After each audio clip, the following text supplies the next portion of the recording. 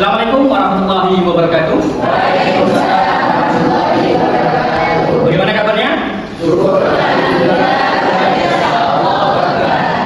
Sebelum kita mulai pembelajaran hari ini, kita akan berdoa dulu yang akan dipimpin oleh ketua kelasnya, Mas Abdul. Berdoa mulai. Kepada mahasiswa mahasiswi sebelum kita mulai pembelajaran, kita harus sebagaimana kita absensi. Jadi jangan lupa kita absensi melalui aplikasi Seraya. Jadi kita tidak menggunakan lagi aplikasi manual absen. Jadi silakan masuk akunnya masing-masing dan jangan lupa kelas B. Ya, karena kita membahas pembahasan yang kita akan bahas mengenai supervisi pendidikan. Saya akan mengenai kembali apa yang kita pelajari yang kemarin mengenai manajemen pendidikan Islam. Coba saya mengingatkan apa yang dimaksud dengan manajemen pendidikan Islam. Jadi manajemen pendidikan Islam adalah proses merencanakan, mengorganisir, menggerakkan dan mengawasi sumber daya manusia. Jadi untuk fungsi-fungsinya, yakni di manajemen pendidikan ada perencanaan, pengorganisasian, penggerakan atau pengarahan, dan terakhir pengawasan dan evaluasi. Jadi seperti itu. Mengenai pengertian manajemen pendidikan Islam. Dan fungsi-fungsinya kemarin yang sudah kita bahas masuk di manajemen adalah bisa disingkat dengan POAC ya, planning, organizing, actuating, dan controlling. Nah, salah satu bentuk controlling dari manajemen pendidikan adalah dengan dilaksanakannya supervisi pendidikan.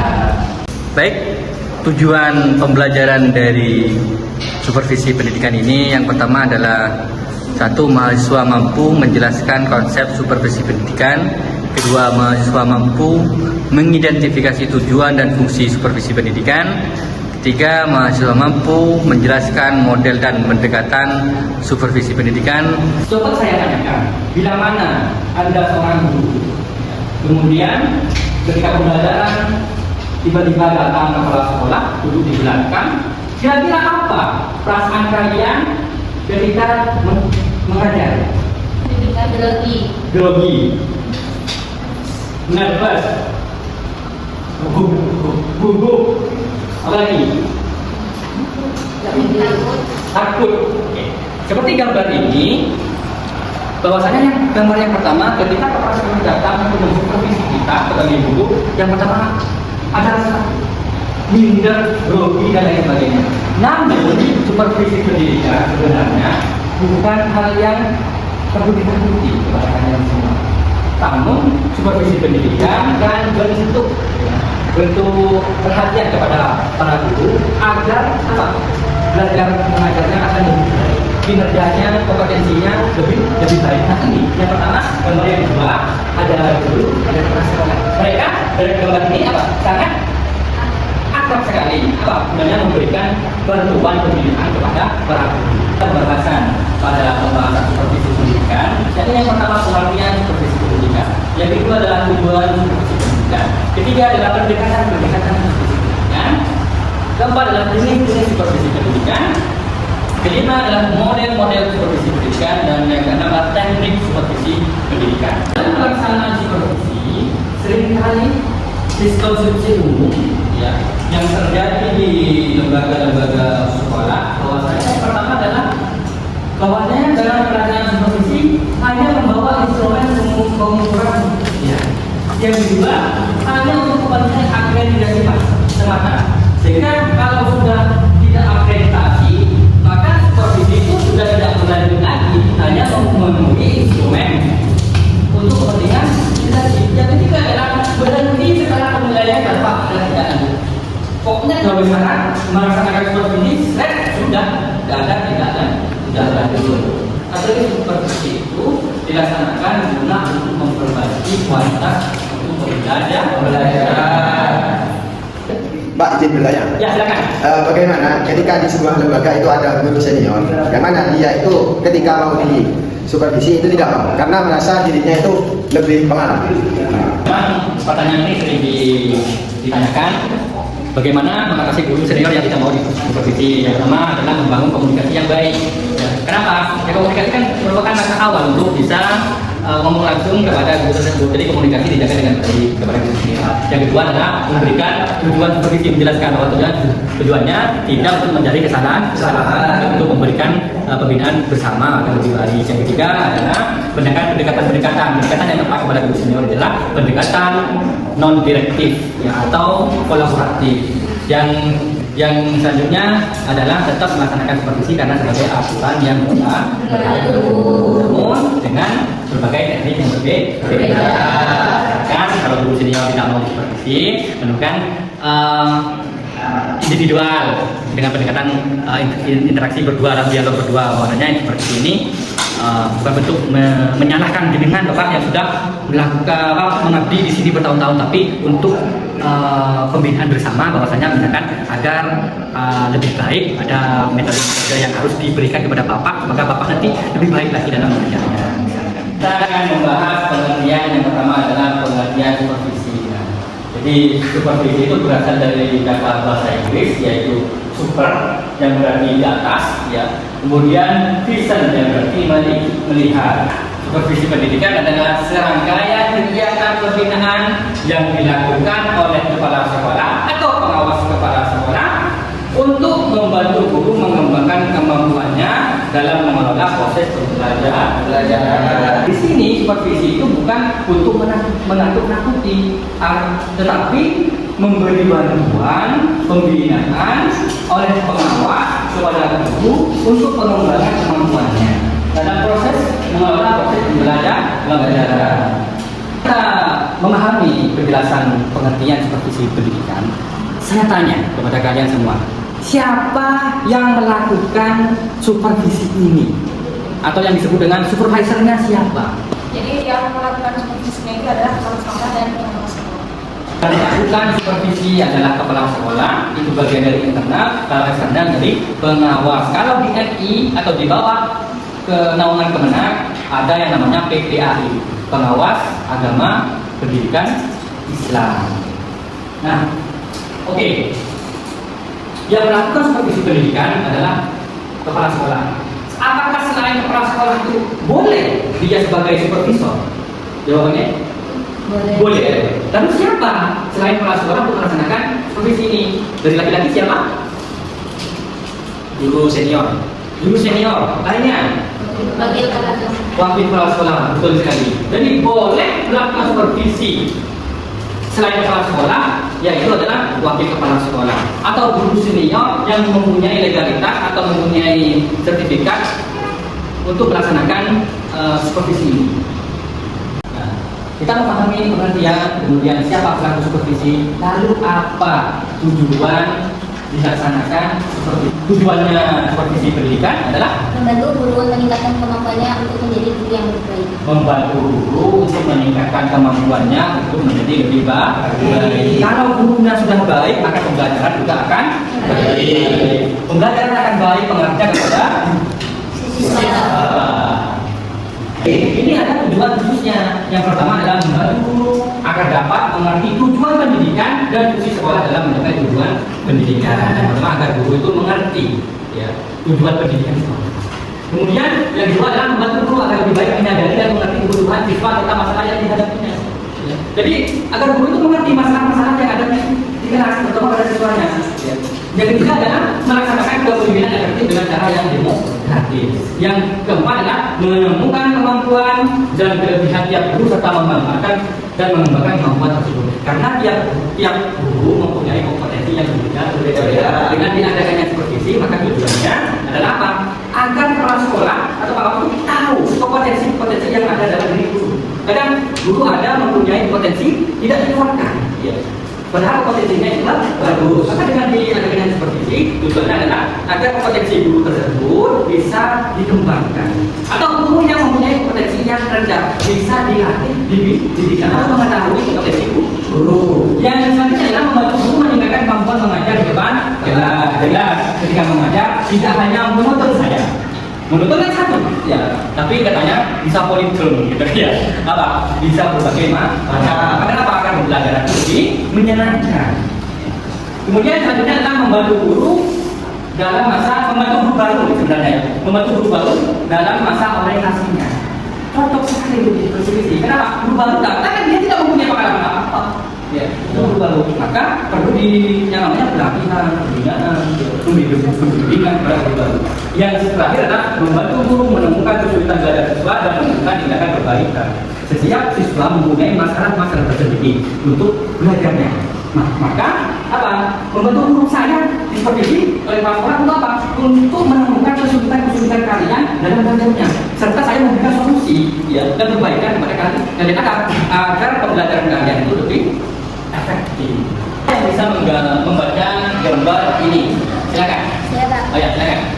Di situ terdapat tulisan sebuah supervisor di mana pengawas itu mengawasi guru yang menjadikan guru tersebut dapat mengubah perilakunya menjadi baik, menjadi guru yang lebih baik sehingga dampaknya kepada proses belajar siswa itu akan menjadi lebih aktif dan menyenangkan. Sekali ya.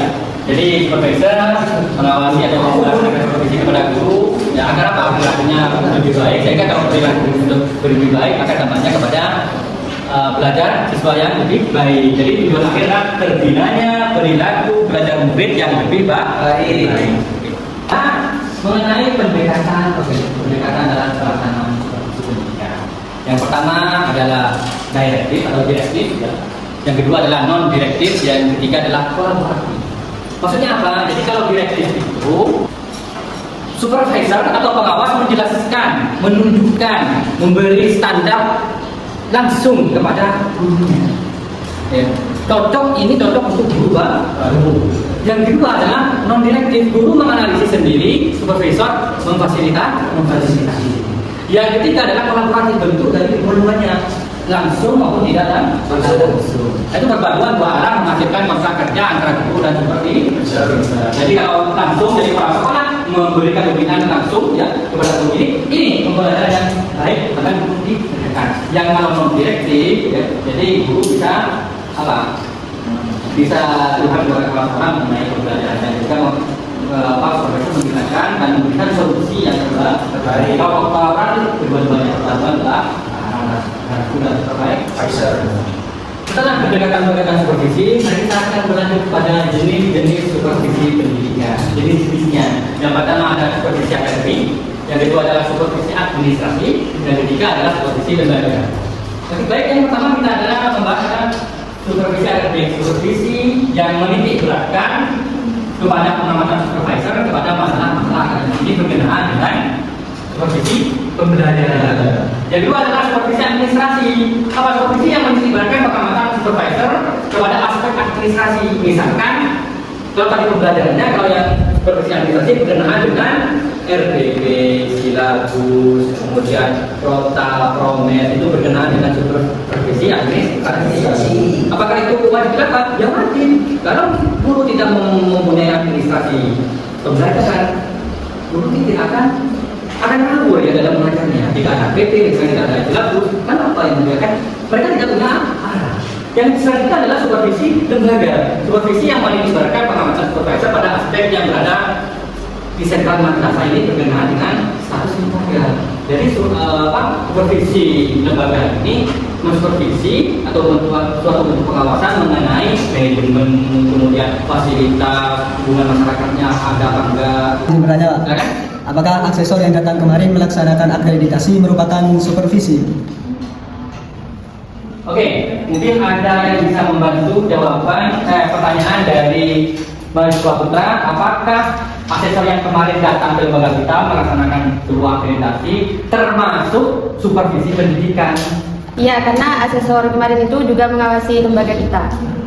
Ada tambahan lain? Mungkin kenapa? Apakah disebut supervisi pendidikan ketika asesor dalam melaksanakan akreditasi yang kemarin di lembaga kita itu termasuk supervisi pendidikan? Ada yang jawab ya, karena asesor kemarin melaksanakan pengawasan kepada lembaga kita. Ya, jawabannya adalah secara administratif, asesor datang ke lembaga kita melaksanakan sebuah akreditasi tidak disebut sebagai supervisi. Ya. Kenapa? Asesor datang ke sini untuk memberikan penilaian tentang kelayakan lembaga kita. Bisa disebut sebagai asesmen. Namun kemarin asesor datang ke sini bukan hanya menilai kelayakan lembaga kita, tapi asesor yang kemarin datang kepada lembaga kita juga memberikan pembinaan, membantu para dosen untuk memberikan tips atau kinerja yang lebih baik untuk tahun-tahun berikutnya. Maka saya mengatakan asesor juga sebagai supervisi. Ya, kenapa? Mereka juga memberikan pembinaan. Selain menilai, itu ketika asesor menilai itu adanya. Tapi setelah itu asesor juga memberikan pembinaan, membantu dosen untuk mengembangkan kompetensinya terhadap pembelajaran, juga membantu para pendidikan untuk mengelola kampus ini lebih baik untuk tahun-tahun berikutnya. Ini kita memasuki pada model-model supervisi. Jadi ada berbagai macam-macam supervisi. Supervisi yang pertama adalah konvensional. Jadi supervisi ini merupakan supervisi yang berbentuk inspeksi atau pengawasan untuk mencari kesalahan demi perbaikan standar. Kenapa konvensional? Awas kamu, awas mencari kesalahan oleh guru demi apa? Perbaikan standarnya. Tidak memberikan solusi. Itu adalah model supervisi ilmiah atau scientific. Jadi berdasarkan data objektif, statistik dan instrumen yang tervalidasi. Yang ketiga adalah supervisi pengembangan. Jadi menyesuaikan pendekatan dengan tingkat kemampuan guru pemula dan pengalaman memperoleh perlakuan yang berbeda. Nah ini yang agak luas ya. Jadi supervisi pengembangan. Jadi supervisor itu memberi bantuan kepada guru sesuai dengan kemampuannya masing-masing, karena tiap guru itu mempunyai kompetensi yang berbeda. Dan selanjutnya adalah supervisi klinis. Ibarat kamu klinis itu ya, ibarat kamu sakit, kamu apa yang dilakukan oleh saya ketika kamu sakit? Pergi ke dokter. Sama. Ini supervisi jenis model klinis ini, guru merasa kurang kompeten misalkan dalam pembelajaran, sehingga guru meminta kepada kepala sekolah untuk dilakukan supervisor kepada guru tersebut. Sama seperti orang sakit, ketika sakit dia akan pergi ke dokter. Sama guru ketika mempunyai masalah dalam pembelajarannya, dia pergi ke kepala sekolah untuk disupervisi. Supervisor ya. Apa tadi supervisi? Memberikan pembinaan kepada guru. Nah, yang terakhir adalah teknik supervisi pendidikan. Ada dua teknik. Yang pertama teknik individu, yang kedua adalah teknik kelompok. Kalau teknik individu berupa apa? Berupa kunjungan kelas. Jadi kepala sekolah datang ke kelas untuk memberikan penilaian, kemudian diberikan nilai kepada guru tersebut dan memberikan solusi agar lebih baik. Yang ketiga adalah observasi kelas. Jadi fokus pada aspek tertentu, misalkan teknik bertanya guru menggunakan instrumen. Yang ketiga adalah pertemuan individu empat mata ya, antara kepala sekolah atau pengawas dengan guru. Lalu pasca observasi itu melakukan diskusi temuan dan tindak lanjut. Yang selanjutnya adalah kunjungan antar kelas. Guru berkunjung ke kelas guru lain untuk saling belajar praktek mengajar. Jadi teknik individual ini saya bisa mengunjungi kelas lain atau kampus lain. Ya, itu apa? Saling berbagi dalam apa? Dalam praktek belajar mengajar, membuat RPP dan sebagainya. Itu namanya hubungan antar kelas. Itu namanya teknik individu. Bagaimana kalau teknik kelompok? Apa saja? Yang pertama melalui rapat dulu. Jadi membahas masalah umum sekolah dan koordinasi program. Itu melalui rapat. Yang ketiga adalah kalau kelompok bersama-sama diberikan pembinaan, merupakan salah satunya adalah memberikan pelatihan atau workshop atau seminar. Kayak berkelompok kan? Oke, saya saat ini melaksanakan seminar, guru harus ikut melalui penyusunan RPP misalkan. Yang ketiga adalah diskusi panel, jadi mendatangkan ahli untuk membahas topik pendidikan terkini. Jadi saya membutuhkan ahli untuk memberikan sebuah pembinaan kepada guru ahli. Oke, itulah pembahasan kali ini tentang supervisi pendidikan mengenai pengertian, tujuan, pendekatan, model, jenis, dan teknik supervisi pendidikan. Nah, bahwasanya perlu kita ketahui bahwa yang dinamakan supervisi pendidikan adalah memberi serangkaian proses kegiatan yang memberikan bantuan pembinaan oleh pengawas atau kepala sekolah kepada guru untuk mengembangkan kemampuannya agar apa? Agar lebih baik dalam proses belajar.